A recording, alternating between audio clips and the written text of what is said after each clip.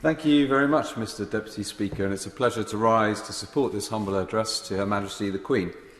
And in doing so, I'm mindful that while all my constituents are important, the Queen, through her Sandringham estate, is undoubtedly the most special. And Sandringham, in my North West Norfolk constituency, has long been held in affection by the royal family, with George V describing "Dear old Sandringham, the place I love better than anywhere in the world." And having ascended to the throne at the age of 21, the Queen has lived her life in the public eye. But it's Sandringham that offers a retreat and a place for family gatherings where she can enjoy privacy, relaxation and, of course, her country pursuits. And it was Sandringham where the Duke of Edinburgh, who played such an immensely important role in supporting Her Majesty, chose to spend his time when he retired from public life, to enjoy the sanctuary that it offers. And the continuity Sandringham has provided through 4 generations mean her Norfolk home occupies a unique place in the Queen's affections.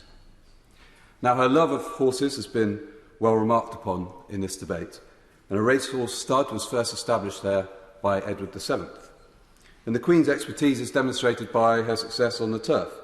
Just last weekend, one of her horses, King's Lynn, was a winner at Haydock Park, and it's expected to run at Royal Ascot next month.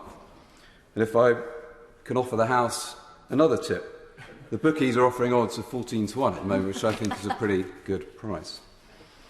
And although it is foremost a family home, perhaps known most famously for that Christmas Day walk with the Queen and the royal family to the church in Sandringham, Her Majesty is much loved by the communities, the close-knit villages around Sandringham, and is a very special part of those communities.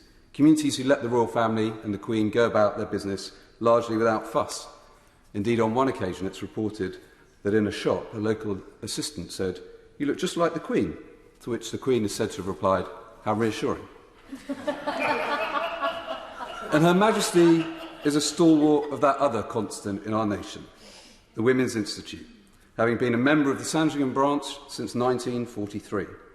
A few years ago, as they marked their centenary, the branch took part in a version of the TV quiz Pointless, with the Queen naturally leading her team to victory. And on that occasion, she said, "Of course, every generation faces fresh challenges and opportunities. As we look for new answers in the modern world, I, for one, prefer the tried and tested recipes, like speaking well of each other and respecting different points of view, coming together to seek the common ground and never losing sight of the bigger picture." Those words capture the essence of Her Majesty the Queen's dignified approach to leading our nation over the last 70 years. And across North West Norfolk, the Queen is greatly loved. And to celebrate this extraordinary year, we'll be having events, beacons will be lit, street parties will be held, there'll be a musical royal salute involving over 1,000 school children and adults, as well as new trails and paths opening up areas of the countryside that are special to Her Majesty, and much, much more.